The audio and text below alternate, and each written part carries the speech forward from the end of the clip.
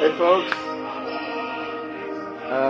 decided to do a Periscope tonight because I realized the last couple I've done have been incredibly depressing, and I want to kind of get away from that and be positive. So today I'm going to do a positive Periscope. No doom, no horror, no existential threat. Just about how things can be better and how it's in our hands to make it so. So that's what I hope to be talking about with you guys.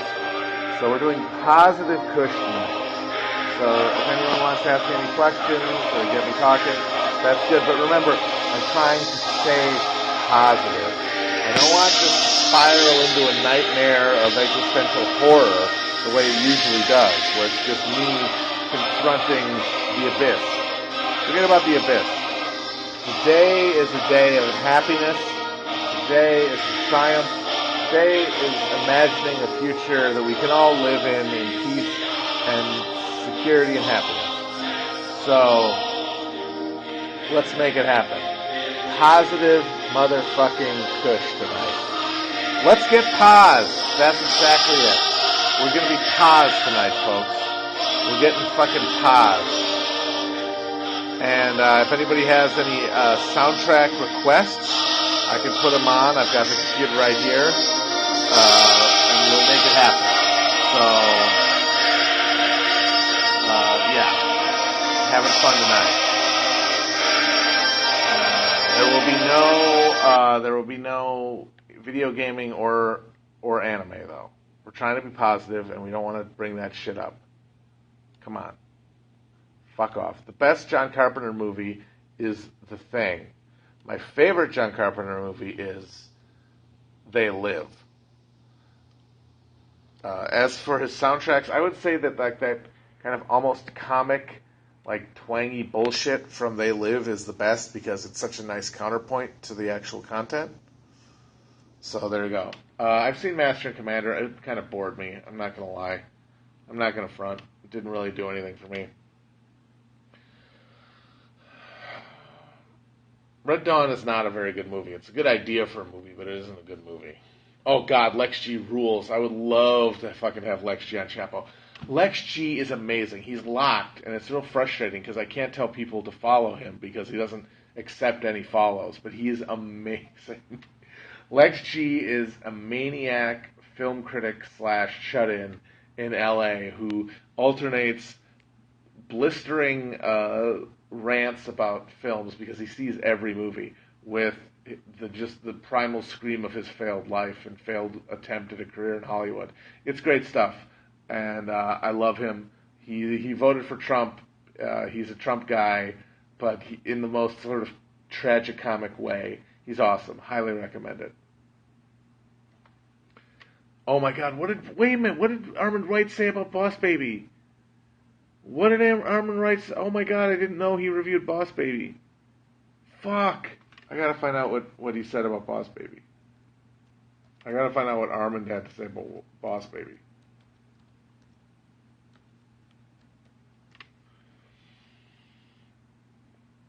I've never taken Ambien. It sounds like it'd be fun. Alec Baldwin, Boss Baby, Strident Politics, Mar movie. What? Strident Politics? What is he talking about? The politics of Boss Baby are that capitalism is the foundational structure of existence. That's the fucking politics of Boss Baby. Anybody can see that. It's right out in the open.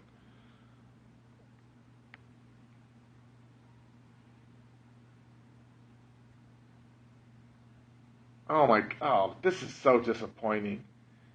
This is so disappointing. Alec Baldwin takes the charm out of the animated film The Boss Baby. Doing the voice of the title character, a newborn infant whose insistent demands challenge the family life of his young parents, Baldwin plays to type, court jester for the angry Hillary mob.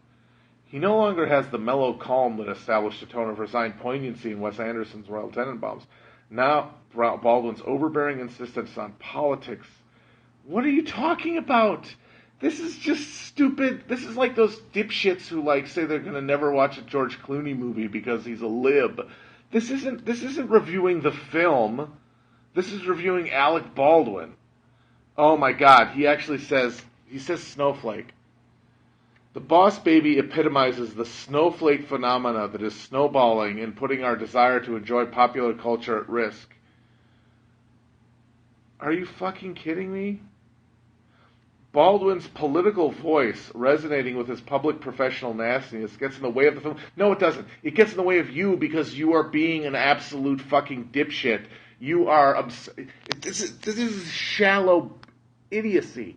I know people who insist that Armin Wright is a genius and that his counterintuitive takes are challenging to perceive wisdom and make you think about movies in a new way. But that is the laziest shit I have ever fucking seen. Fuck that. He is totally... Now that he writes for the National Review, he is pandering to dipshit chuds, and it's a fucking disgrace. And any kind of value he might have had as a contrarian is totally out the window. I challenge anybody who has claimed that he's some sort of creative, outside-the-box thinker to look at that review and tell me that there's anything of value in it. Fuck Armin White forever. Shit, it's supposed to be positive. It is positive. Fuck. Armin White sucks, but in the grand scheme of things, Armin White sucking doesn't mean anything. So we're okay. We're good. Everything's fine. I don't watch Twin Peaks. I don't like David Lynch. Boom. Just said it. Don't like David Lynch. I don't say he's bad. I say it doesn't resonate with me. And that's all there is to it.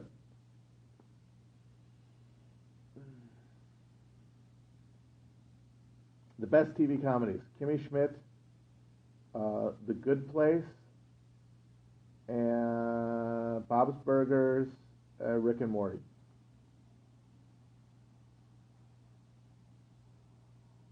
Oh, God damn it. These stupid fucking things. I don't have enough microphones, so I don't have enough energy, so I have to plug it in. Sorry. I don't have any weed. I have a weed cookie in the refrigerator, but if I took it now, it would kick in when I got to go to bed, so that's not going to happen. Best season, I think season 4, 5. It's the best season. Yeah.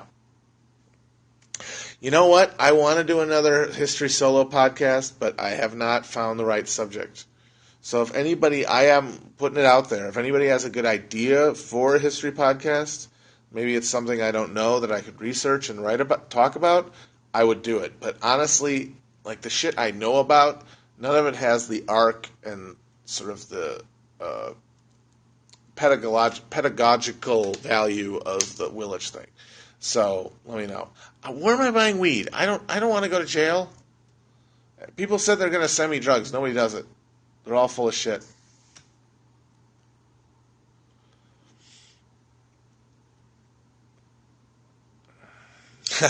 No, Everett does a great Napoleon podcast. I highly recommend it. He hasn't gotten to Napoleon yet, but he's easing you into it, and it's going to be good. I don't think I'm going to be on Come Town. I was in the room when they recorded a Come Town, and they didn't ask me to be on it, so I think they don't think I'm funny enough, which is true, so that's fine. And I don't really relish getting called a faggot by all the psychotics on their subreddit, so that's all right.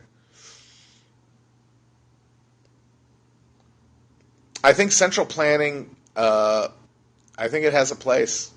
Given our level of computing power that we have now, I think saying, "Oh, that's crazy shit," is foolish.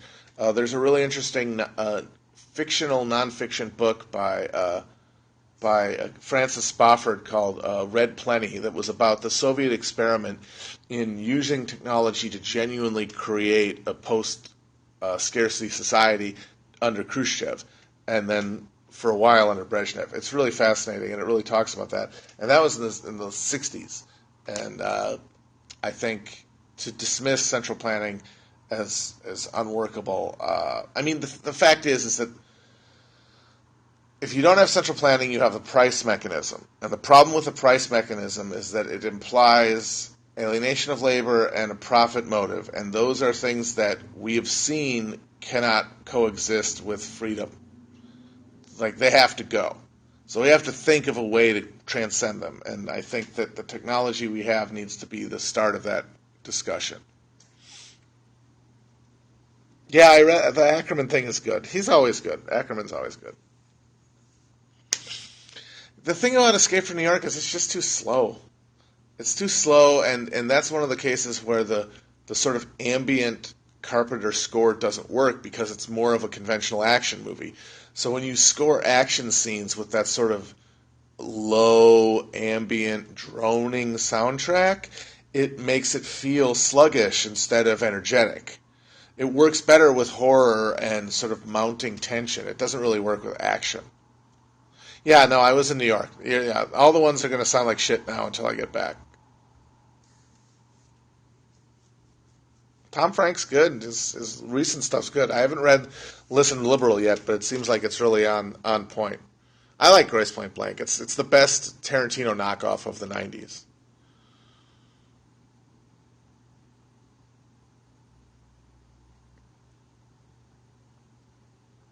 People love Kasich because he seems like a regular guy. He's a total fucking freak, but he's a regular guy. He's a freak, but he's a freak that's a recognizable type in America's suburbs and small towns.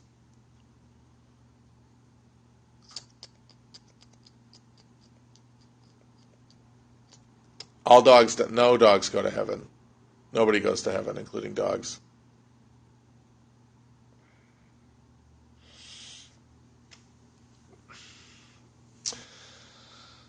I'm trying very hard to resist getting excited about Corbyn. I'm really having a hard time because the thing is everyone says that the YouGov poll numbers that are getting everybody excited are sort of compromised because they're assuming a level of youth voter participation that has not traditionally been found. But what are they saying? They're saying that since Blairism, youth voting at that level doesn't happen. Well, now we have this guy who's returning to, robust social democracy. And maybe that means a return to the previous generation of youth engagement. We don't know. We have no idea. And honestly, I think that it's going to be an incredibly instructive election. Because if Corbyn goes out there with what has been the most left-wing argument and platform of and anti-imperialist among social democratic parties in a core capitalist country, not a peripheral one, a core capitalist country, in 30 years, and he cannot excite young voters to come out above their traditional levels of support, then I honestly think we're fucked. Not to get too doom and gloom again, but if Corbyn can't get them out, if Corbyn can't get young people to come out and vote, I am honestly at a loss to think who will and what will. So that's why trying to not get excited, but either way, it's going to be very instructive. The thing about mattering about Saudi is very important. It's if the 9/11 hijackers were directly funded by elements of the Saudi state, what difference would that make between that and the world that we know exists, where the Saudis are the chief exporters of Wahhabism across the globe? None. It's basically a bookkeeping issue.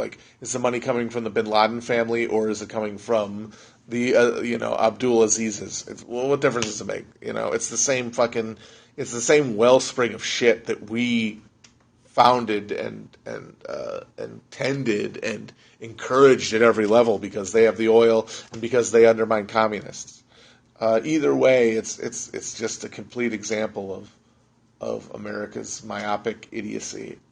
But the thing is, to call it myopic is I think a mistake, because for the deep state in the United States, terrorist attacks are positive. There's nothing bad about a terror attack from the point of view of the United States, because it just validates the need for more security, for more covert operations, for more surveillance. So there's no mechanism whereby terror attacks redound to the negative of the deep state. It's a good thing for them. So we fund the Sauds and the Sauds bomb us, and then we get to use that bombing to justify more money for the Sauds and for the repressive apparatuses that are going to be used against the vast majority of people as resources become more scarce. It's a win-win.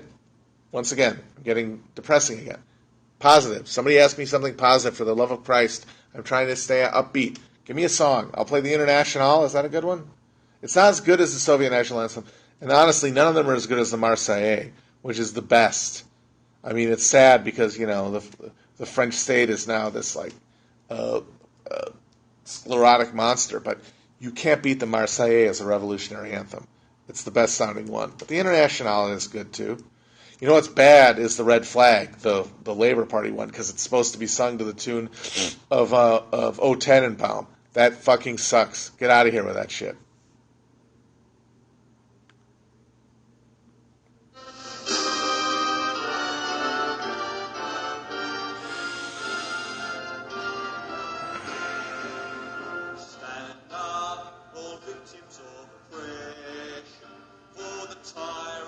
I don't like rap. Get out of here with a rap. I don't know. Rap, good, bread's good. Bread is why we have civilization. These fucking Atkins assholes saying, get rid of bread. Bread is why you live in a house and not a fucking wigwam. Bread is why you have electricity and running water. Bread is what allowed us to become sedentary and develop civilization. So unless you want to go out into the fucking woods, and maybe you do, but if you don't, eat the fucking bread. Shut the fuck up and eat the bread.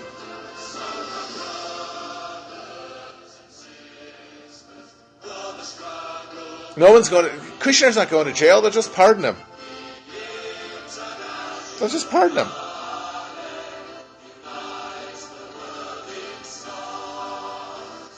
People want book recommendations. Shit. Jacob Baccarat's new book is really good. Fuck. Oh, I am reading... I'm not done with it, but I'm reading China Mieville's book, and it really is really good. It's fantastic. If you want more detail about the era, not necessarily from a leftist perspective, but just from information, Orlando Figes' book, A People's Tragedy, covers basically the time from about 1905 until the end of the Civil War. And it's magisterial and really good. The guy himself is a complete weirdo, but it's a really good book.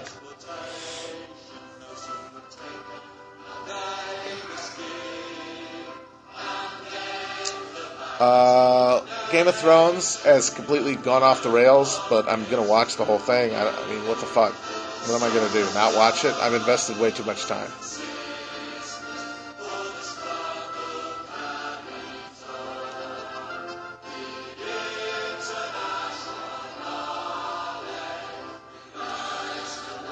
A good book on the Spanish Civil War from sort of a weird Tory perspective is Anthony Beevor's book, which is really interesting because he's super anti-communist, which came out in his book about the Eastern Front, and his primer about the World War II in general.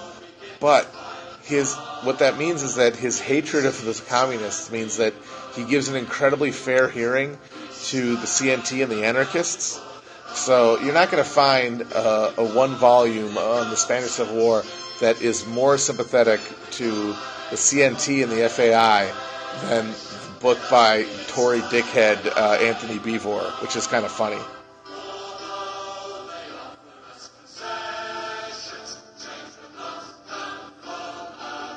I haven't read the book about young Stalin yet. I mean, I'm not that interested in Stalin, honestly. Cake is not all right, I don't think. They're libs, I think, from what I've seen on their Facebook page.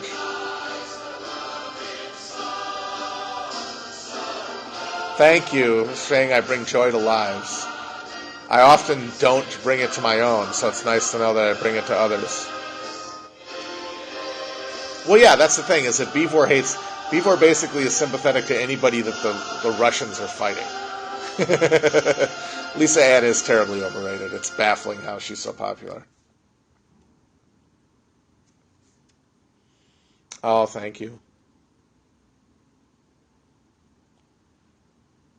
My favorite Midwestern brewery, New Glarus in Wisconsin. You can only get it in Wisconsin, but it's really good.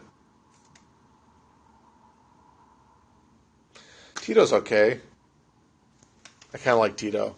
Got a soft spot for Tito. Better than Hoja. People like to talk about the bunkers, but I think people would have preferred hospitals to the fucking bunkers, honestly. Or, working toilets or roads. They probably would have preferred those to the bunkers, honestly. Oh, yeah, the Tito anecdote where he says you sent 4 people to kill me or whatever, and if you do it again, I'll send 1 guy to Moscow and I won't have to send another. It was pretty hardcore. What was the song? Somebody requested a song. I forgot what it was. Shit. Spotted Cow's good. Spotted Cow's sort of like the replacement level New Glarus beer, but I find like their wheat stuff is really good, like the Dancing Man. Two Sisters is good. We hope to do a West Coast in the fall. We're trying to set it up. West Coast tour.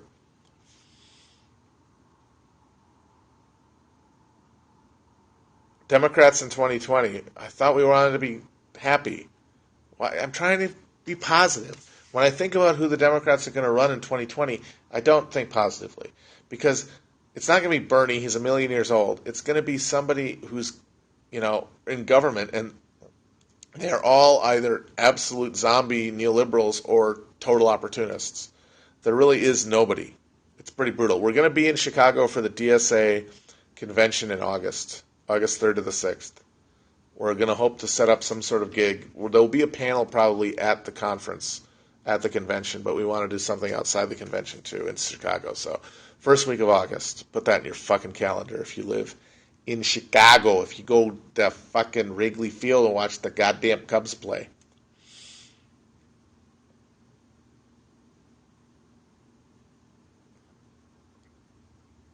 The Brooklyn Lager is okay. It's fine. Merkley's okay too. It's like the reason that Bernie was the standard bearer for old school New Deal socialism, liberalism or whatever, is because he was not a part of the Democratic Party for the last 30 years. Everybody who's a part of the Democratic Party in the last 30 years has been Clintonized and Obama-sized and neoliberalized, and they all are to some degree or another.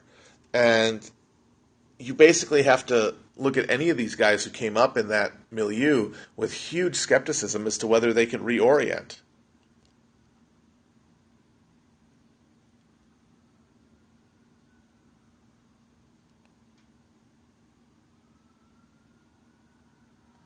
It's going to be good. The Bastille Day. Okay, yeah, I can announce this now. We're going to be headlining a Jacobin Bastille Day celebration in Brooklyn on the 14th of July at a venue that I don't remember what it is. It might just be the 3 OG guys. It might be me, Will, and Felix. We don't know about Amber and Virgil yet, but it'll at least be the originators. So we've got that coming up, and that'll be good. And then in the fall, we want to do more touring, but it'll definitely be, because I'm moving in August, it'll have to be after that.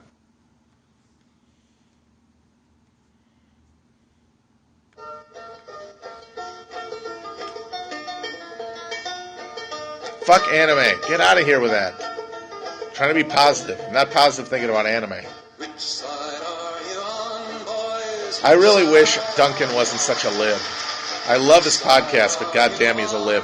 And I'm really wincing at the prospect of him talking about like the Russian Revolution and shit.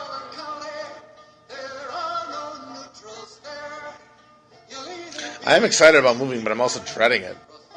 Like I have to find an apartment, which is always daunting, and then I have to actually move all this shit, which is also just a nightmare.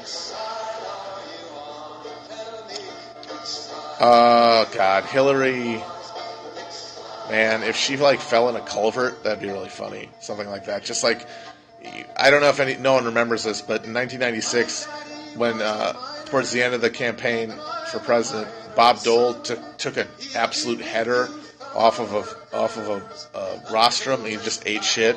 If Hillary did that, it would be fucking hilarious. They have a Dead Kennedy song. I actually went through kind of a Dead Kennedys phase in college. Listened to a lot of their stuff. I think Chemical Warfare is probably my favorite one.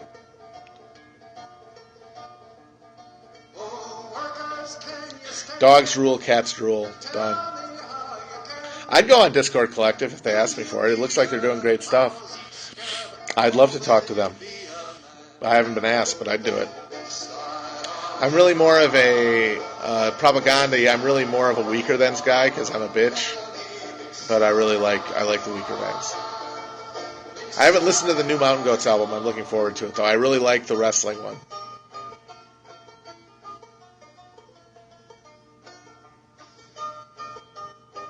Yeah, I mean, of course, I've read shit left-wing critiques of the Bolshevik Revolution. I'm incredibly torn about the Bolshevik Revolution.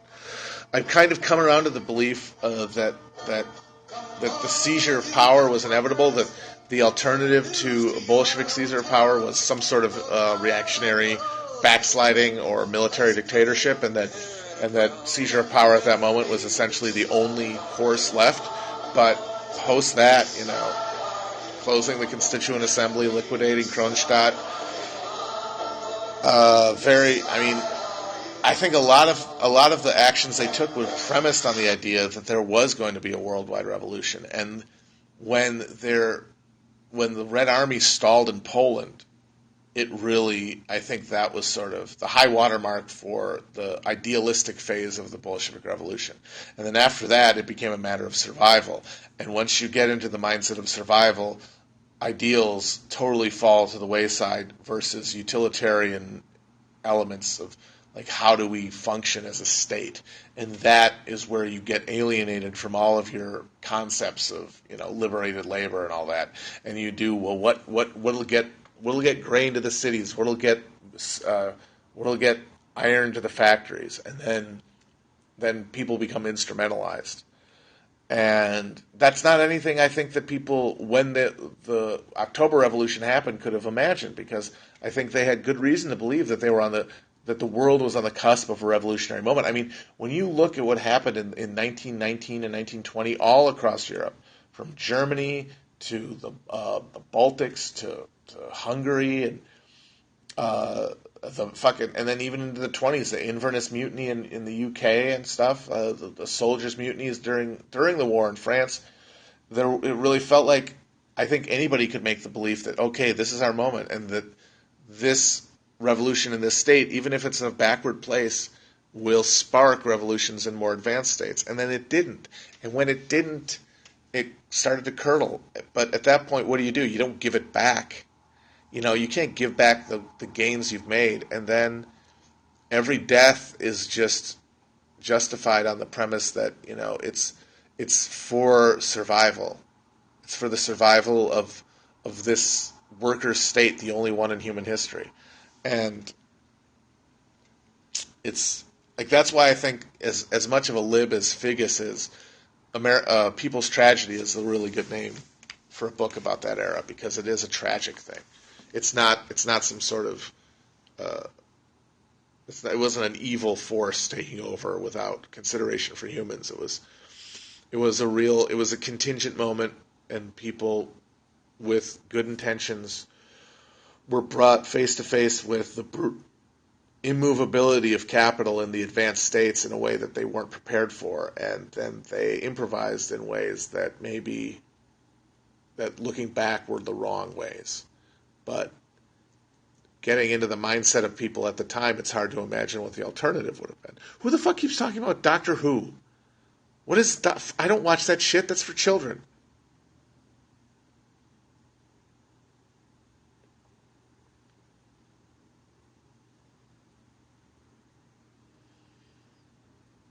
See, that's the thing. Like, I'd like to do another Civil War thing, but, like, what's the angle? Like, what's a Civil War story I could tell that would have a current angle? I feel like Village speaks to the moment in a way, and puts the Civil War in a light, especially given the historiographical argument about the Civil War and the transition from the Genovese mid-century belief about, it being a capitalist endeavor to the more modern emphasis on the role of enslaved people seeking their own freedom, and of it as sort of a revolutionary moment.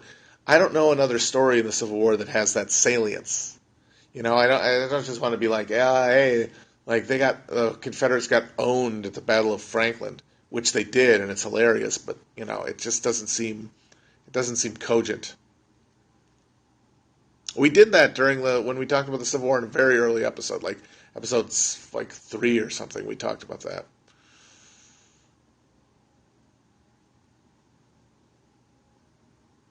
Maybe, you know what? Benjamin Butler. Okay. Benjamin Butler is a really interesting case because he was a Northern Democrat before the Civil War. He was a classic sort of quasi-doughface who was all about appeasing slavery like all the Northern Democrats were until they reached the point where it was no longer sustainable. And then he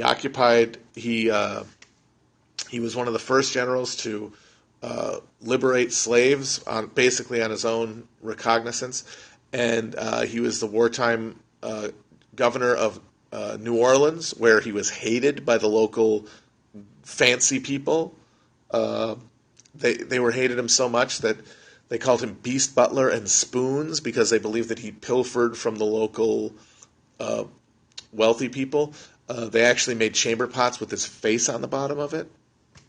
And then, most interestingly, after the war, he was a politician before the war, and he returned to Congress after the war as a radical Republican, no longer a Democrat. And he was one of the loudest voices for a harsh Reconstruction and for black equality, having been a typical white supremacist Democrat before the war. Okay, all right, I'm going to do some research within the next month or so, saying it here. I'm going to do an episode about Benjamin Butler. Definitely. Thank you. You did it. I was hoping somebody would give me an idea. That's it. Going to do Benjamin Butler. Well, I'll be drunk, of course. We're going to. I'm hoping to record another RPG episode in June. Yeah, of course. Albert Parsons is one of 2 decent Confederate veterans of all time. The only decent Confederate veterans that I know of are Albert Parsons and Mark Twain. End of list.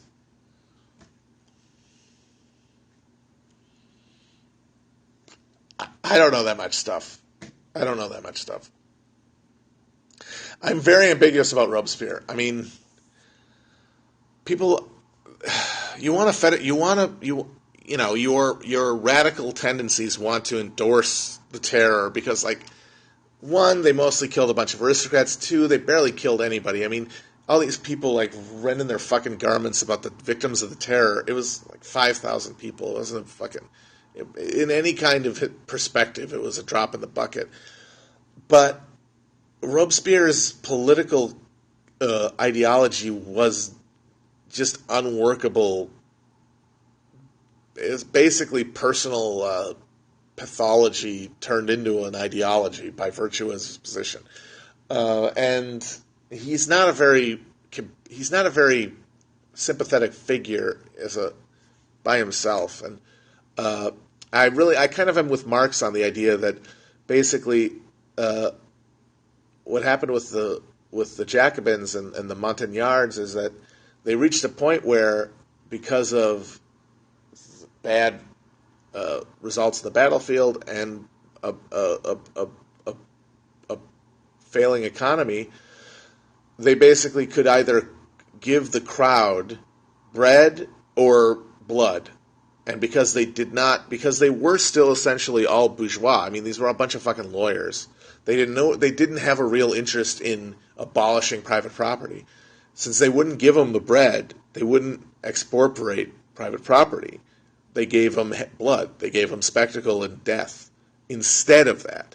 So that's why I'm ambiguous. But then you look at what the fucking Directory did, and you look at Thermidor, and it was the most cynical bunch of assholes on earth. I mean, that's the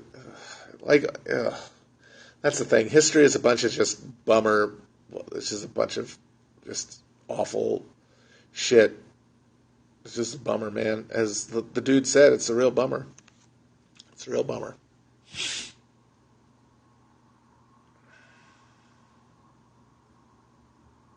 Are people arguing about Syria in the fucking comments? Don't do that. You're going to go crazy. Not Douglas MacArthur. His father, Arthur MacArthur, from Wisconsin, And he didn't fight at Little Round Top. He fought at Missionary Ridge and Chattanooga. He was one of the guys with Willits who led the troops over the hill to throw back Bragg and open the door to Atlanta. He won the Medal of Honor for that. Arthur MacArthur, Douglas's father. You know what? Peter Watkins movies are really interesting, but there's a lot of dead air, man. I watched this one about the Paris Commune, and it's really interesting. And his concept of contrasting sort of the media as unmediated perspectives on the ground versus what people were getting from official channels is interesting. But man, there's a lot of dead air. It's a little too verite, but it's fascinating. So it's worth seeing. Everybody should at least skim his commune movie. Burns is okay. It's oatmeal. Stop fighting about Syria. Nothing you say on this fucking podcast, on this thing, or on Twitter is going to affect Syria in any way. You're just driving yourselves insane. That's all you're doing. My boy Matt Brady said that Syria is the shape of a madness rune, and if you stare at it too long, you go insane. That's what it is. So don't look at the madness rune. You're just going to go crazy. I want to replace a greater safety. I'm looking forward to it. Oh, I'm much happier since Chapo. I'm very happy. I mean, I'm still filled with doom and horror and existential dread, but I was before. But at least now I feel like more of a sense of purpose and stuff. I'd say that in a pinch, my favorite cereal would be Cocoa Puffs. I like Pedis Andronicus. They have a few songs I really love. Ecce Homo is one of my favorite songs of all time. We've had Sherlist on Chapo. Go back, look at the fucking archive. We've talked to him.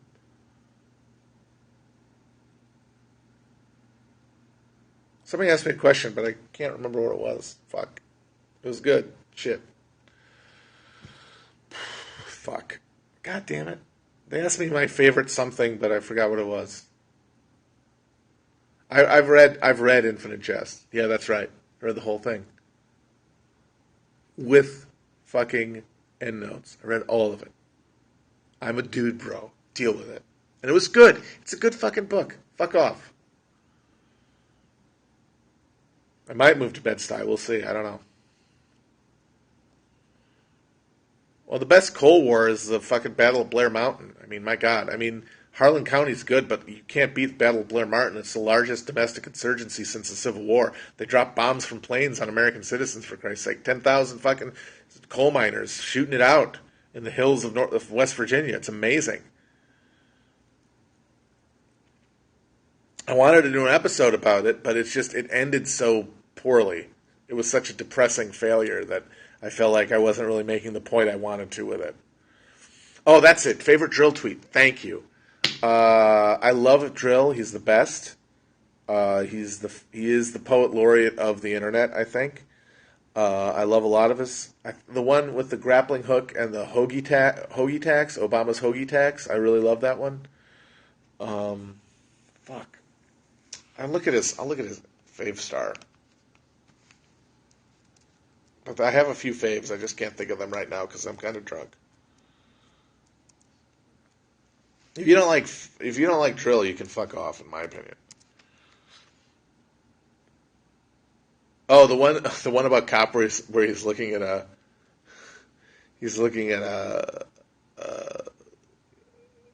like a body cam, and he says like, "Where do I put the bullets? Is it a grenade?" That's really funny. Oh, the one where he's peeking into the police department window and the cops are all blowing each other. That's a good one. No, Chap. Oh, absolutely. His Patreon should have $1 million for the joy he's brought. Chap, yeah, he should get $1 million a month on Patreon. Tunnel. That's Gaddis, right? I haven't gotten into Gaddis, but oh yeah.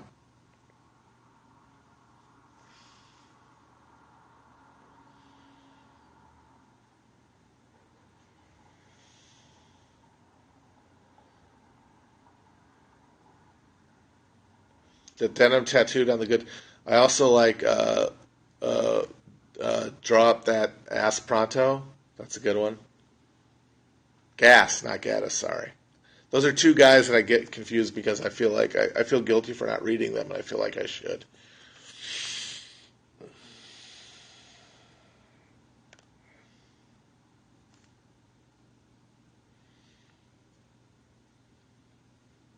Apocalypse Now is better than Platoon because God love him, but Oliver Stone's a hack. And Coppola is like half of a hack, but he's better than fucking Oliver Stone. People keep saying The Leftovers is good, and I watched like 5 minutes of it, and it was insane in a way that was kind of interesting because I've often talked about how Prestige TV doesn't have an avant-garde really, but it looks like The Leftovers could be it. But it's just, people say the first season is just a depressing slog, so that's kind of prevented me from getting into it. I do have a Letterboxd account.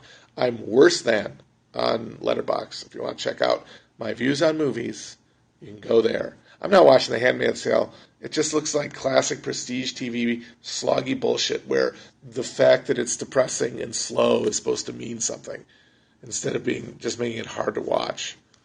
My favorite Dollop episodes are the ones I'm on.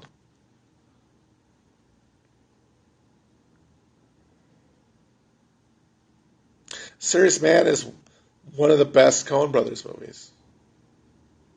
The Strain isn't good. The Strain is terrible, but it's fascinatingly terrible. And if you've read the awful books it's based on, like I've had, you are fascinated to see if they're actually going to go with the insanely idiotic backstory that explains the vampires that's in the book. And I am on the fucking edge of my seat for this new last season to see if they actually go through with doing the insanely stupid thing that's in the books. It's terrible. Better Call Saul's good. It was a little boring, but it's picked up in the last couple episodes. Oh, thank you about me being good on the doll. I enjoyed it. It's hard to tell how people think about it. Fargo is good, but it is a perfect example of a movie, of a show that is pandering to critics. Every episode of Fargo has like a thesis statement, and then everything is based around sort of reinforcing the thesis statement to give the people reviewing it something to write about in the 2 hours after it comes out. I only watched 3 episodes of The Young Pope. I couldn't get into it. Too much mumbling in Italian accents.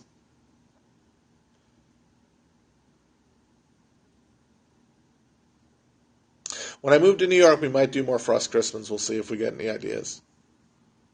I don't know Wire the Band. I don't know music. I love Silicon Valley. It's a great show.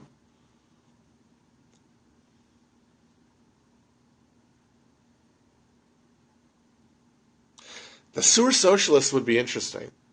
That's another good idea. Oh, you guys are helping me out here. Sewer Socialists is a really interesting thing because they actually kind of sucked. That's kind of the secret of them. Like Victor Berger, he kind of fucking sucked. He was like a Hillary man of the Socialist Party in the turn of the century when they were a mass movement. But they were like one of the few examples of functional socialist government in America. And they're from my backyard, Milwaukee. So that's a good idea. Good idea. So Benjamin Butler and the Sewer Socialists.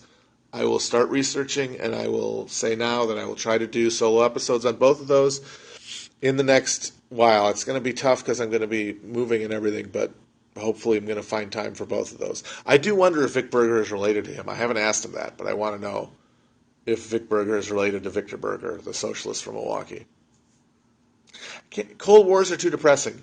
Can't do it. Yeah, Dan Hone Bridge, when I lived in Milwaukee, it fucking collapsed. Like all American bridges will in the next 10 years. There's a bridge here in Cincinnati called the Brent Spence Bridge between Ohio and Kentucky. And Ohio and Kentucky have been arguing about how to pay for its repair for the last decade. I guarantee you it's going to collapse before they actually fix it. And every time I drive over it, I hold my breath.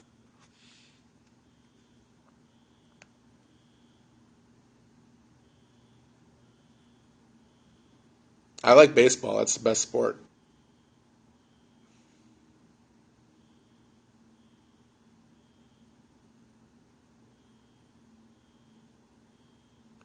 Yeah, 50s sci-fi would be interesting because they're all like trying to sort of incorporate the political era allegorically. That's a good one. Wait a minute, you do Christman laughs? What does that mean? What is a Christman laugh like? Sherrod Brown endorsed Hillary. Fuck him. Will does want to do a solo show where he interviews his dad, but he hasn't been able to find the time yet.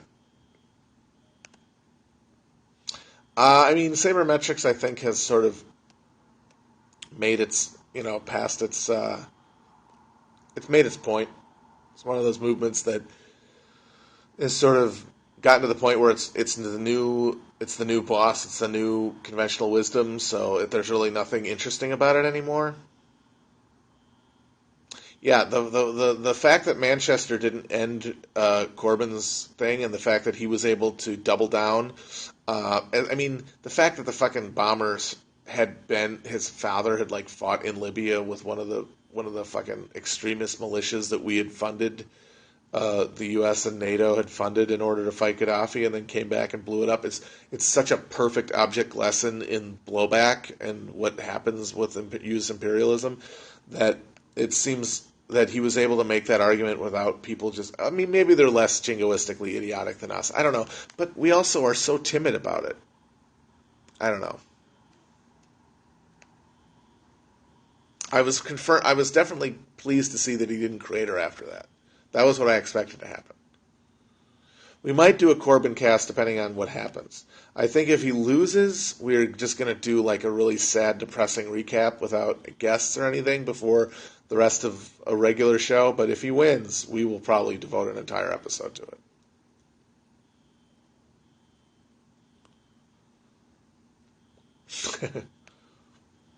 Shawshank's fine.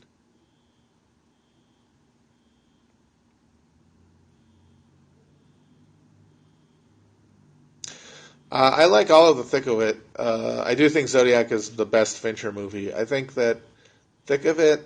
I think it's really funny when when the conservatives are in charge. You've got sort of that Hitchens-esque like fat asshole, and then like the new Tory guy trying to like get them all connected to the youth and everything. I think that's really that's how you explain something like Jim Messina. Obama's campaign manager going to work for the Tories.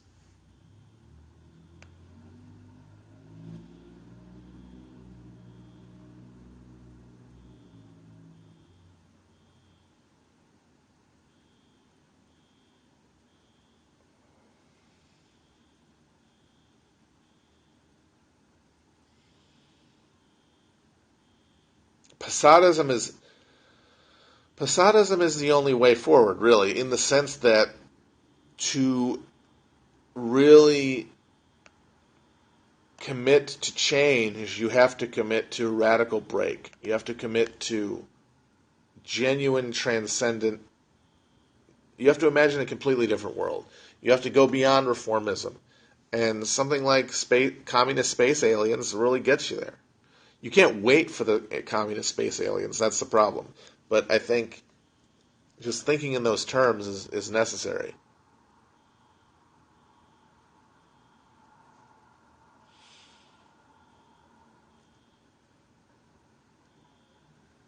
We might talk about the movie that was on Netflix, the Roger Stone movie. It's very fascinating because he's such a fucking con man dipshit, and yet everybody in Washington is in awe of him because he dresses sharply, which means he looks like a fucking clown.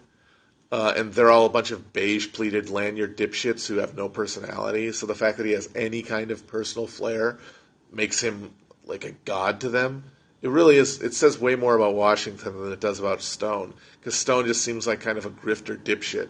But the fact that he gets all of these DC people to look at him in awe just shows you how impoverished that entire culture is. I mean, to go to DC with a personality is like going to an undiscovered tribe with a Zippo lighter. They will think you're a fucking god. Worst Tres Champo member is me. I wear Old Navy beefy tees and basketball shorts 9 months out of the year. So, me. I am the worst Tres Champo member. I think that I think they should both. I should both leagues should have a DH. There's something pure about pitchers hitting, but there's also something just profanely absurd about pitchers hitting. Why don't you just get rid of it? Stone looks like George Liquor from Ren and Stimpy more than anything. I keep saying I'll go on Discourse Galactus if they want me. I have to be invited. I'm like a vampire. I don't just show up on your podcast. You have to invite me first. Nobody wants to see pitchers hit unless it's Bartolo Colon. Then they absolutely do. Most under talked about American War is the Philippines War. That was a bloody imperial venture that killed something like 200,000 Filipinos. And it introduced waterboarding to the American military. I mean, it was a foundational moment in America's imperial overreach. And it's completely forgotten. Like, you go to a town square in a lot of cities, and there'll be a Spanish-American War guy on a pedestal, and they'll say Spanish-American War, 1898 to 1901 or something. And it's like, they fucking kicked the shit out of Spain in 6 months. The rest of that was subduing Aguinaldo and the Philippine insurrectionaries. And that's completely down the memory hole.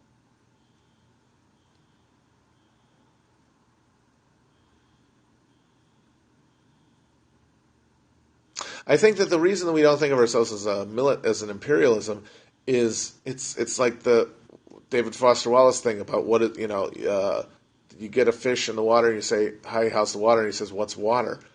Because we're a settler colonial state, and the very nature of the American project is imperialist, there's no point at which you can point to imperialism starting. You know? It was always imperialism from the beginning. From the first foot stepped onto Plymouth Rock, it was an imperial venture. And so it's so steeped in imperialism that it's invisible. Other countries have, like the French, Charles X invading Algeria in 1830. That's it. That's when they had an empire. That's when they, a modern empire or whatever. We don't have that because the whole thing was an empire. I've never met Giamatti. I'd love to. He's awesome. I have worked retail. I worked at Barnes & Noble for a number of years. That was my last real job.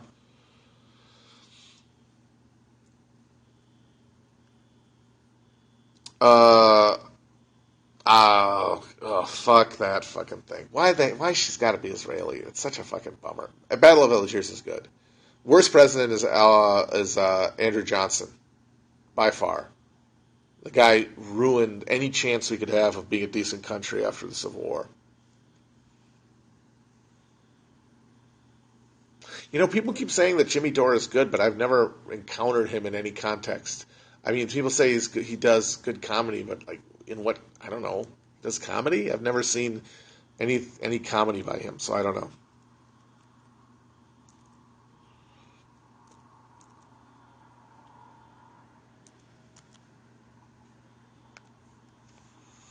Best president's Lincoln. That's what's the tragedy of America, is that the best and worst president came back to back, and in the wrong fucking order. I feel like I've talked about the 18th of Bernaire enough. I don't feel like I've got enough. I think if you listen to the Connor Kilpatrick episode where I talk about the potatoes and how the American mass has more in common with French peasantry as described by Marx than a modern proletariat, I think that's the main insight that I have from the Brumaire.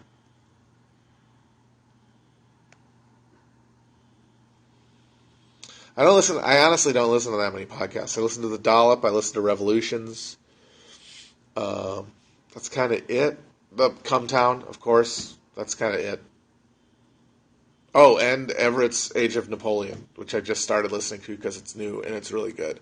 I can't wait till he gets to Napoleon himself because, I listen to the Revolutions like their super long thing about the revolution itself, and then they kind of trail off when Napoleon shows up, and I was like, oh man, I'd like to know more here. So I'm really looking forward to Everett's take on that stuff that I don't know that much about. trying to form some good drill tweets here. My friend and I have a DM where we just kind of swap drill tweets, so I'm going to find a good one. I should listen to Fall of Rome, because those are the episodes of History of Rome that I kind of glazed over, because it's just, it's 500 barbarian assholes with 500 puppet kings, puppet emperors fighting each other. You kind of tune out after a while. I think the drill is one guy. I don't believe any of the shit about him being multiple people. Left unity is possible now because we're so fragmented. But once we reach power, if that ever happens, schism is inevitable.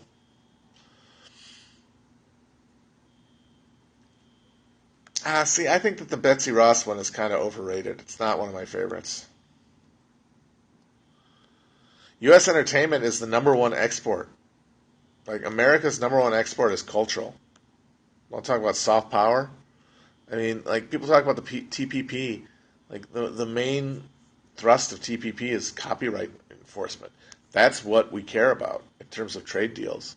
Because we export medical technology and fucking movies. And that's it. And music. I listened to like half of a Hardcore History. I could not get into it.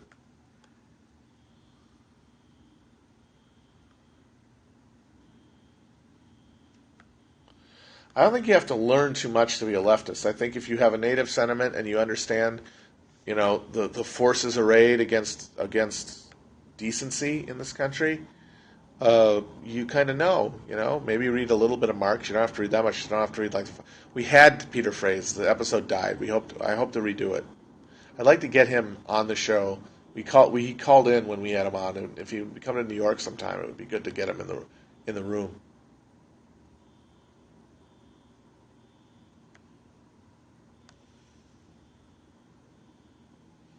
I do listen to Street Fight.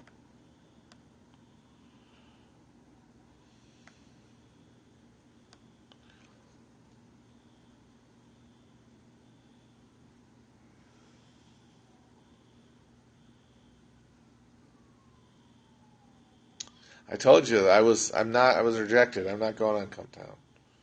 Not funny enough for Come Town. I get that. I got rants. I don't got quips.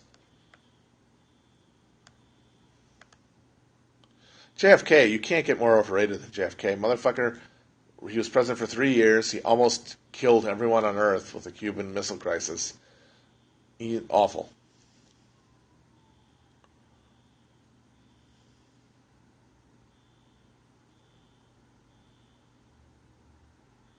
I love Michael Keaton. I don't have any idea how he'd come on the show, though.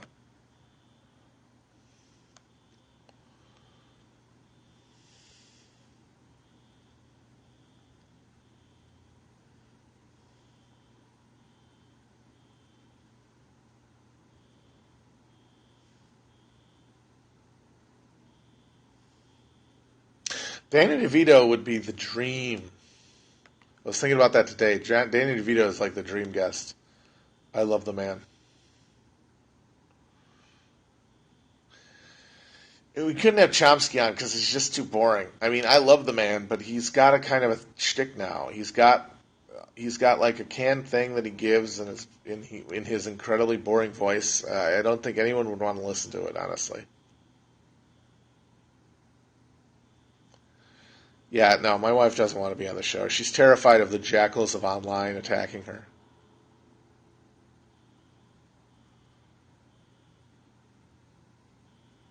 That's true about Marx. He started off as a lib.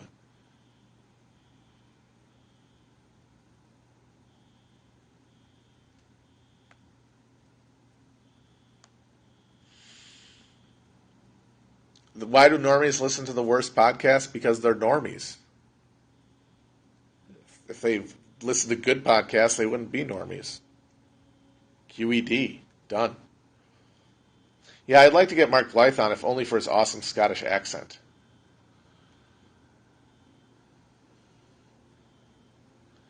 Pod Save America, I've never listened to it. I've listened for maybe 5 minutes. It seems really tedious. The thing I hate about it is that Pod Save America doesn't make sense. Because it's supposed to be a riff on Pod Save America, or God Save America, but God Save America isn't an expression. God Save the Queen is an expression. God Save America is not an idiom. So therefore, doing a riff on it doesn't make sense. It's gibberish. I mean, forgetting how self-important it is to claim that your stupid podcast is going to save America, it doesn't even scan as a pun. It's stupid. They can fuck off.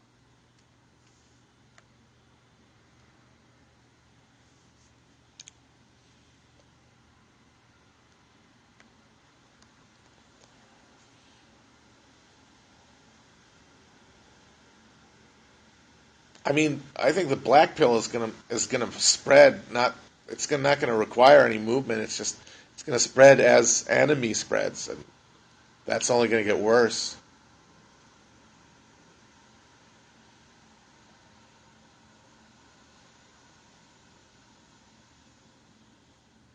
I do not LARP. This is a good drill tweet. I'm going to read some good drill tweets. These may not be my favorites, but they're good. I'm a human being and I deserve to be treated with respect. Weight of poop in my pants causes them to fall down. Dick is covered in medicine. That's good.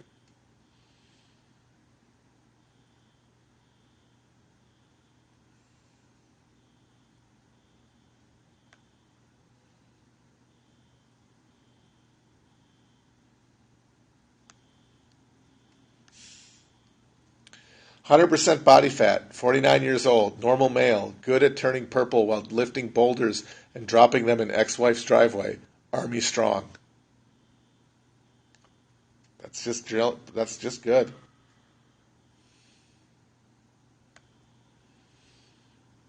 Chelsea Clinton on Chapo? That'd be pretty funny. No. I don't know. Chelsea Manning has been a dream guest. We'll see. It was weird meeting them for the first time. I'd met Will before we started Chapo, but everybody else I met after we started, so it was really weird.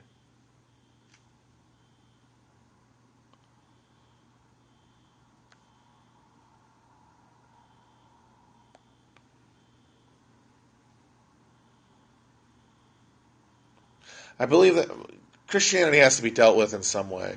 I feel like too many leftists sort of assume away religion, and it's going to have to be dealt with in some way. I don't know the way, but it's going to have to be part of the equation. I never hated Felix. That's crazy. Why would I hate Felix? He's America's sweetheart. I was never for Ron Paul. He always seemed like a dipshit. Oh, right, the Buddhism thing. I kind of came to some sort of realization about basically the nature of existential angst and how it's essentially it's like the remainder of the equation of human existence, blah blah blah. But and sort of what I took from it is that the concept of reducing desire is the key to, if not happiness, contentment.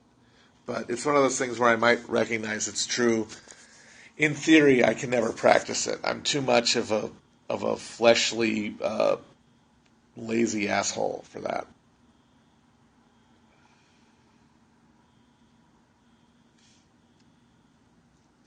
Well, Walter, obviously, that fucking prick hated us and hated me specifically with a burning passion.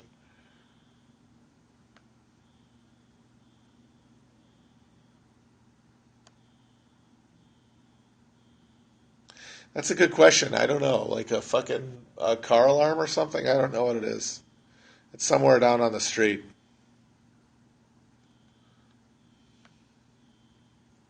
Maybe the fucking purge started. I don't know.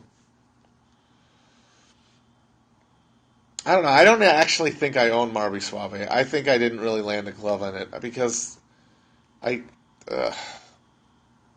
arguing over the internet is really awful and frustrating, and I don't feel like it really was productive. The least number of drugs on Chapo, Brendan, he's allergic, or he's impervious to marijuana. Like, he doesn't get high when he does it. It's kind of fascinating.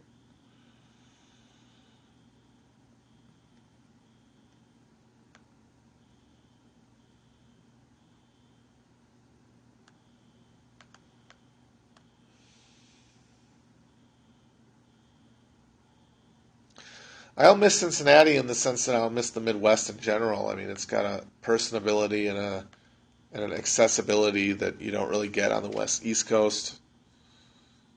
But at the same time, it's limited in its way.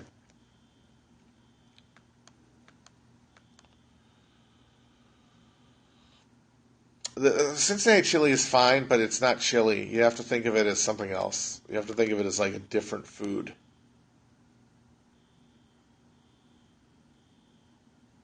Of course, I'd love to watch the Brewers destroy the Reds, which they've done like 50 times already this season.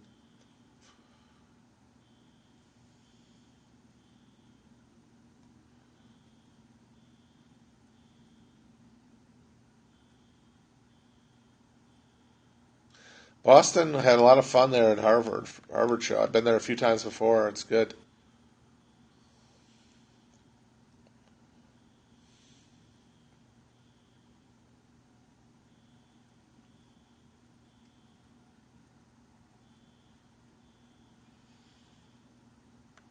I only been to Baltimore once. I was in the Inner Harbor. I went to Hooters, so I can't really judge it.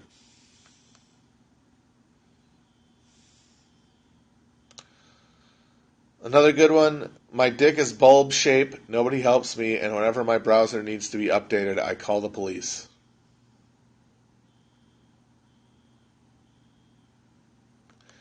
LA Chapo will happen this year. I can say that with a fair degree of confidence.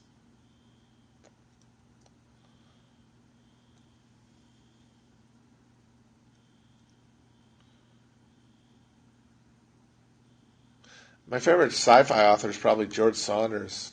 Short stories are all pretty sci-fi.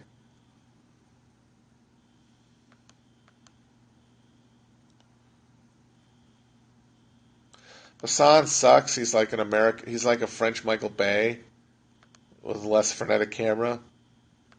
But like Michael Bay, his movies can be entertaining.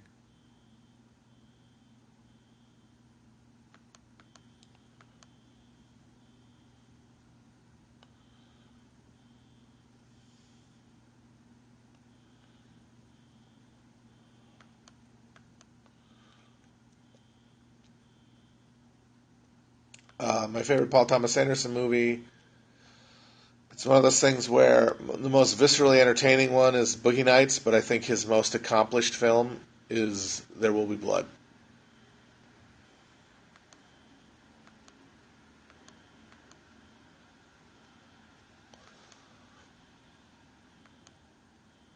Tell me something fun to do in Wisconsin. I guess Noah's Ark if you like water parks. Otherwise, just drink yourself into unconsciousness. It's what we all do.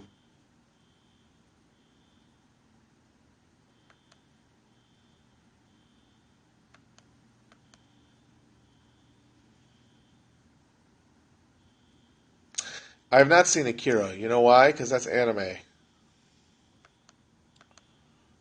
My no anime rule is it's a streak that has not been broken, and I'm not going to fucking break it anytime soon.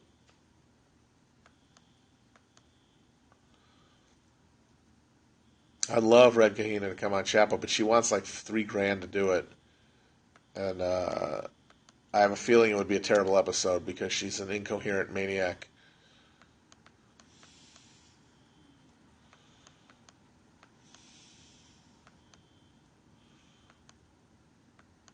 Wisconsin wasn't conservative until Walker won and then dismantled the electoral system and demoralized the population.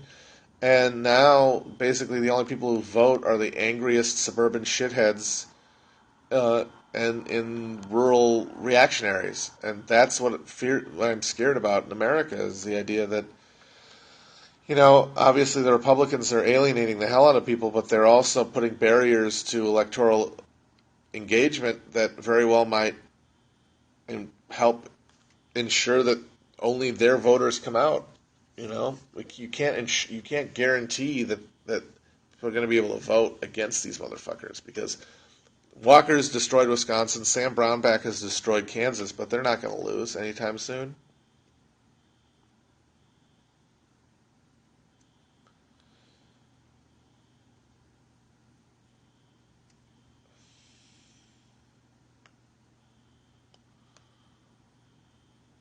People say, "Oh, the electoral path is pointless," but like, I would really like to know what the alternative path is. If you're saying like armed insurrection, I just kind of have to laugh a little bit. It seems a little silly.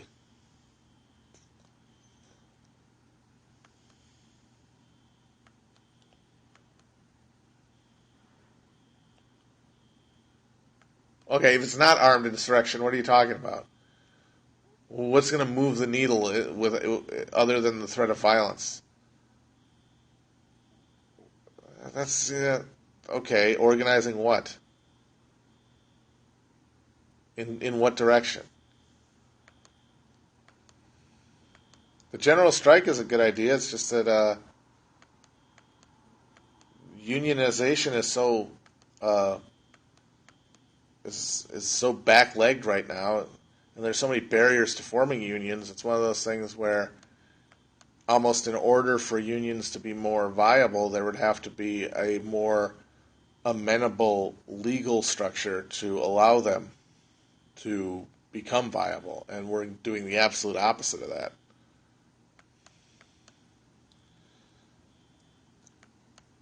All right, whatever. I don't know. I don't know. I'm happy to hear ideas. Just when I hear things like organizing, that just sounds like hand waving. It doesn't sound like I mean, elections, insufficient certainly, but like I know what that means when someone says it. I don't know what organizing means when someone says it. So I think that's my barrier, and that's just my failure of imagination. So that's my fault.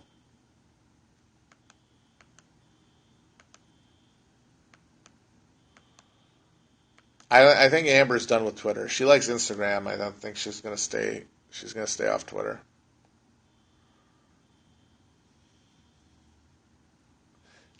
Wearing one of those fucking stupid hats with the word press on it. Mr. President, do you think DC Films should show Batman taking a shit? That's a good tweet.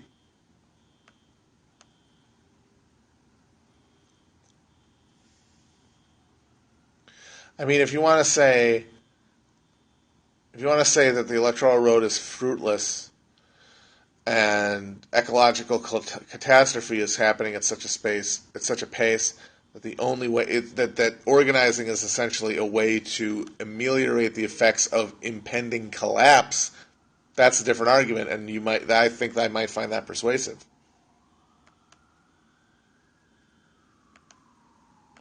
Because the thing is, you say organizing, yeah, but like as long as there is power, as long as there's concentrated power, your parallel organization is not going to overwhelm it unless you do so by force, and that's only in a context of its collapse. That's the only time it's ever been overcome. So I feel like the idea of you getting socialism through parallel organization is assuming a collapse of authority. And maybe you should do that. Maybe you should assume a collapse of authority. I mean, that's what I've been thinking about today, is the need, to create mutual aid uh, organizations and connections that can withstand the collapse of infrastructure. And then you will have socialism, you just won't have a socialist United States. You'll have socialism in pockets where people have been able to come together in the vacuum created by the collapse of institutions.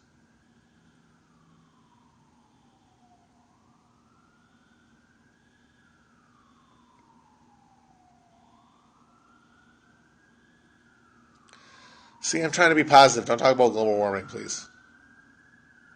Yeah, but it didn't. It almost did, but it didn't.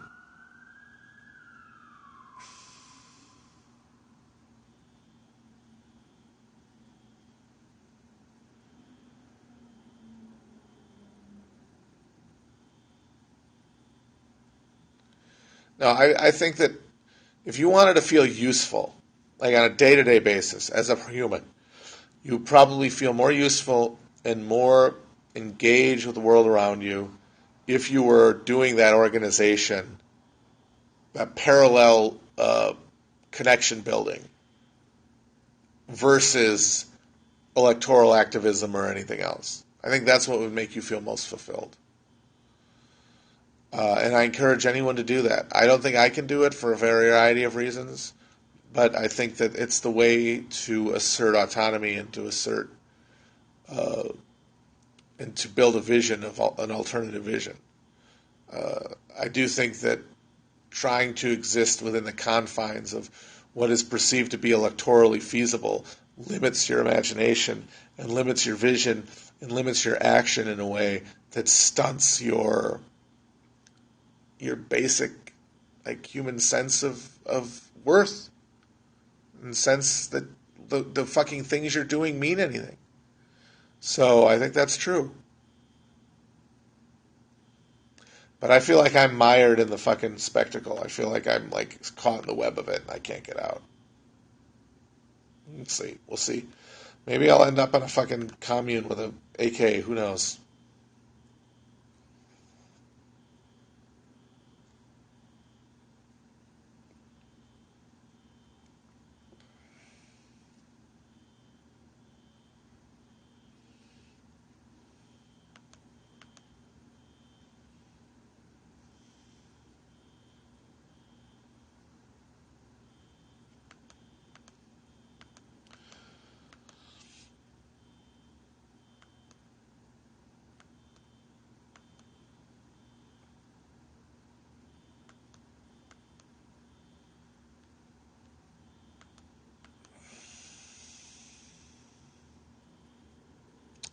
French or Italian food, they're both very good. If they're good, they're both fantastic. I'd say for day-to-day eating, Italian, but special occasions, can't beat a good French meal.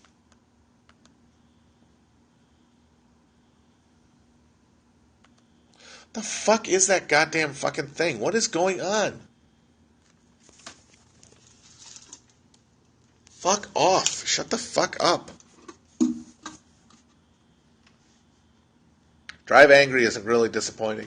If that was like crazy Nick Cage, it would be good, but he's way too sleepy.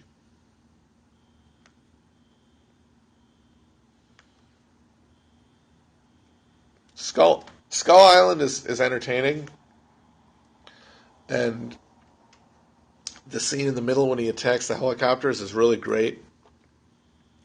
But it's a perfect example of what happens when kids who grew up over analyzing blockbuster movies for political content start making blockbuster movies and decide to like ladle them with political ideas, and it ends up being a little unwieldy.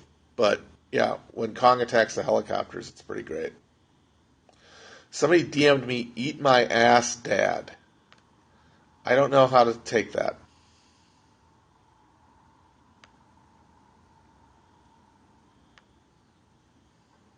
I'm not going to fight Felix. He would destroy me.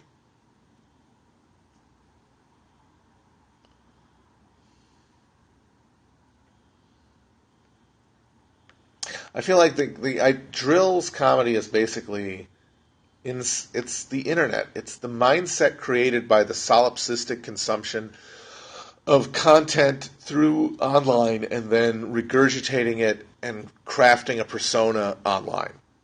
And that the process of doing that basically creates a sick narcissism. And I think Drill channels it perfectly.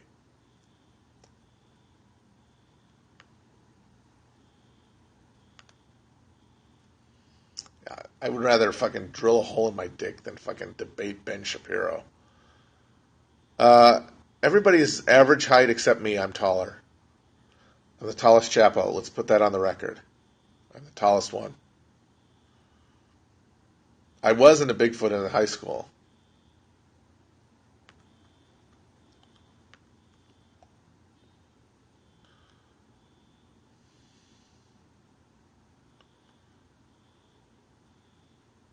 I don't listen to rap. I'm not a rapist.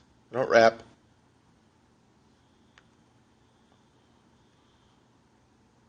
I might be Bigfoot. I can't prove that I'm not.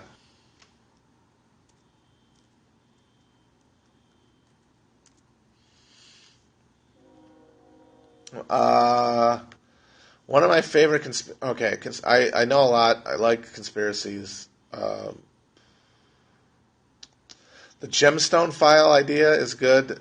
The gemstone file is this comprehensive, unified field theory of post World War II conspiracies that basically makes it all about the mafia and Aristotle Onassis, which is pretty funny. Uh,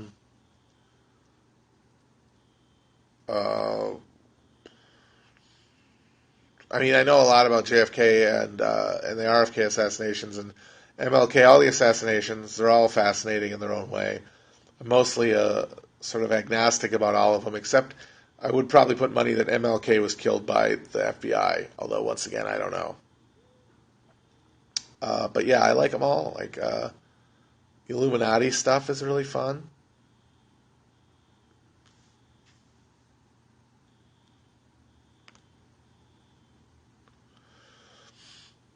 Well, yeah, I said MLK. I think is true. October Surprise. I also think is true.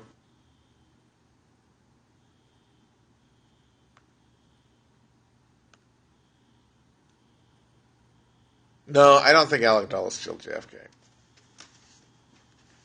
I have friends who are very convinced of that. I don't think it's true. I read that book, the David Talbot book, and when he gets to the JFK assassination, he stops talking about Alec Dulles. He falls off of the narrative.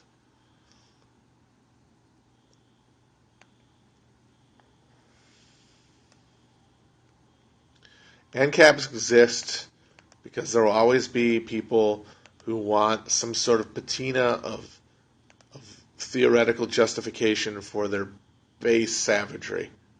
And that's what those guys are for.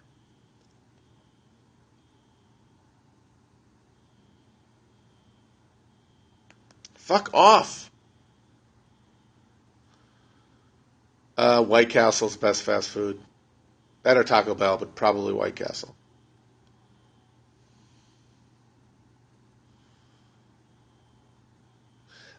I think that the environmental stuff is interesting, but I don't really know about it, and I don't know anybody who does, and I don't know how to make it entertaining.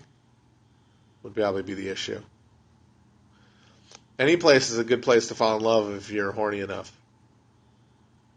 Well, ANCAPs and libertarians are amenable to fascism for the very fact that fascism is libertarianism and fascism at their at if you take libertarianism to its uh, logical conclusion, it is deeply authoritarian because it leaves it's an equation. It's a freedom equation that has a huge remainder, which is everybody who doesn't have property or can't acquire property, and then suffers the alienation and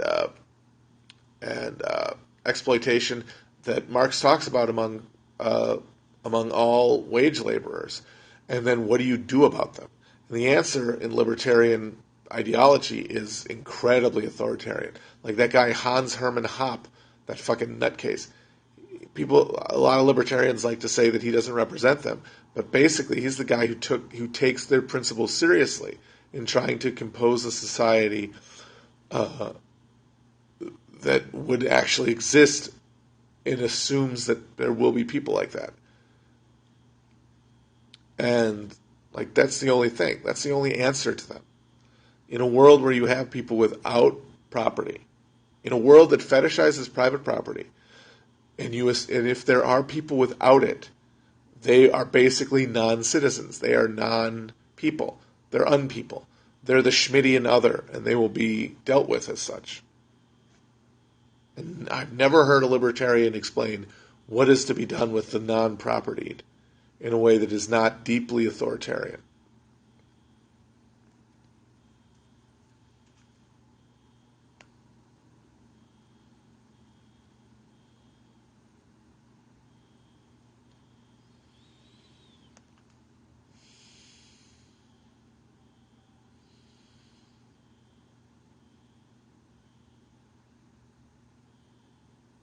I like libertarian alternative history.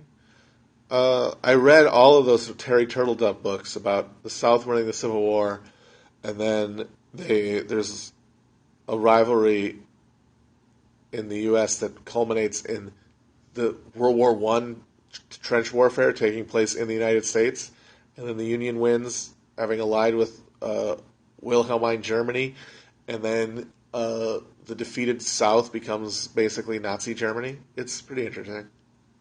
It's not well written, but it's interesting.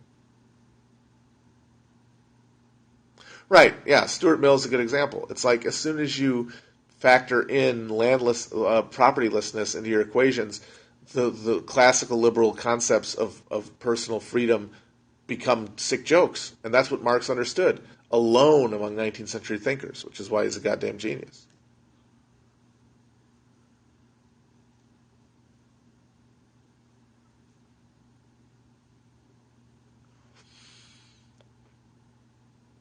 Oh man, Devil's Playground would be funny if I could. There's a copy of it at my in-laws' house. The thing is, it's super long, and it's basically like True Allegiance, I guess, or no, it's more like Kurt's book. So I think it kind of would be repetitive, but it's really terribly written. And every time a female character shows up, the guy spends a paragraph talking about her giant tits. It's pretty funny.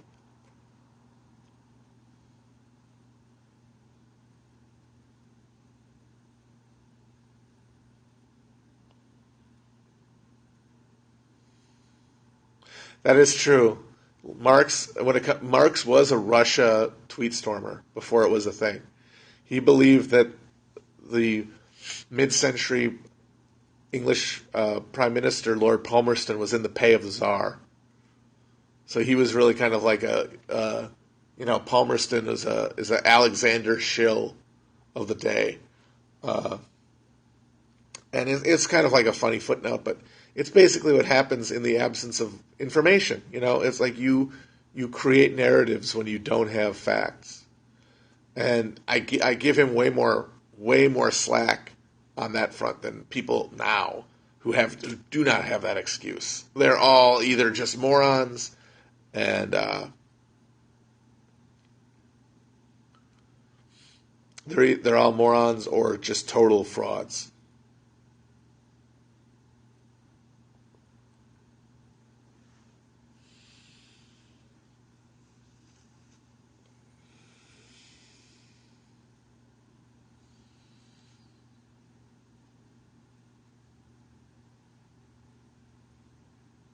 I don't think Trump's going to finish his term. I don't think he's going to get impeached necessarily because even though this is actual game theory. It's in the GOP's general interest as a party with party policies they want to enact and with electoral goals for him to go. But it is not in the individual interests of members of the House of Representatives for the Republican Party to vote to impeach him. Because they don't have to worry about the grand issues. They have to worry about getting primaried. And if they vote to impeach Trump, they're going to have a giant fucking target on their back. Most of these guys are way more vulnerable to a primary challenge than they are to losing general elections, thanks to gerrymandering. So that's why I don't think he'll be impeached. But I could totally see him just saying, fuck this, if it gets too much of a hassle. And I can absolutely see him dying because he's a fat 70-year-old who only eats pizza.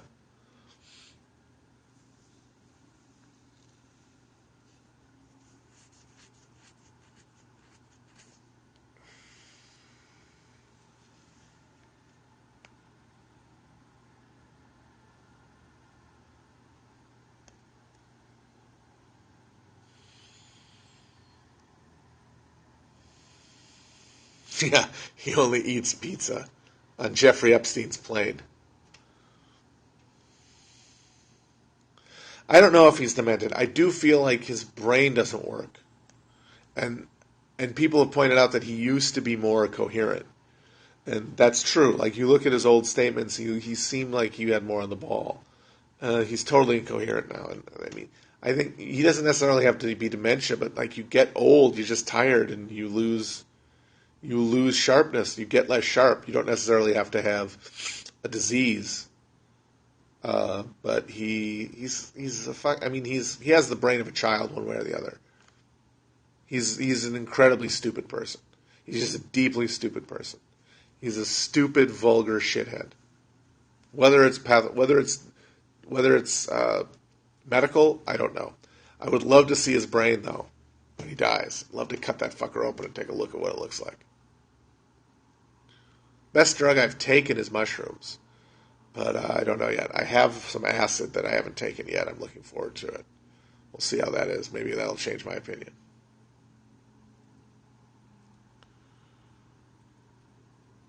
I'll never do coke. I am a huge hypochondriac, specifically about my heart. I'm basically always convincing myself that I'm going to have a heart attack. No way in the fuck am I doing cocaine. I do cocaine, I would spend that whole time waiting to die. I'd be thinking about Len Bias the entire time. So that would never happen. No cocaine.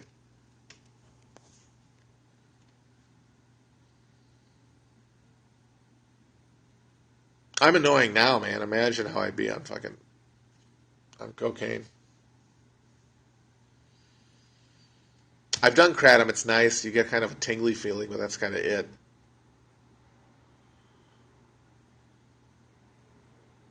I don't think Trump has opinions. Trump has instincts, and they're the instincts of Fox News Grandpa. You know, like they just absorb like an ambient hostility to change and a instinctive sort of allegiance to a perceived previous time of American greatness, and that's it. It doesn't really have any policy implications. That's a good one. I think that I would. I think I would marry Nick, fuck Stav, and then very, very, very heartbreakingly kill Adam. I never got that game though. Fuck, marry, kill. All right, so marry and fuck. What's the difference? I mean, right. Like one is for a night and one is for to stay with you for your life. But like the assumption is that you're going to fuck them both, right? So if you're going to fuck them both, it seems a little redundant. You're basically saying which one are you just attracted to physically versus which one you want to hang out with. But I don't know. The fact that you traditionally have sex with your spouse, it makes it a little muddy for me. I don't like it. It's stupid. Definitely kill Stalin. Fuck Mao, marry Lenin. Although once again, I don't understand what the thing is. I don't get it. It's stupid. Somebody should invent a better version of it. Well, I mean, not in mine anyway, LOL, but that's a joke. There's plenty. It seems weird.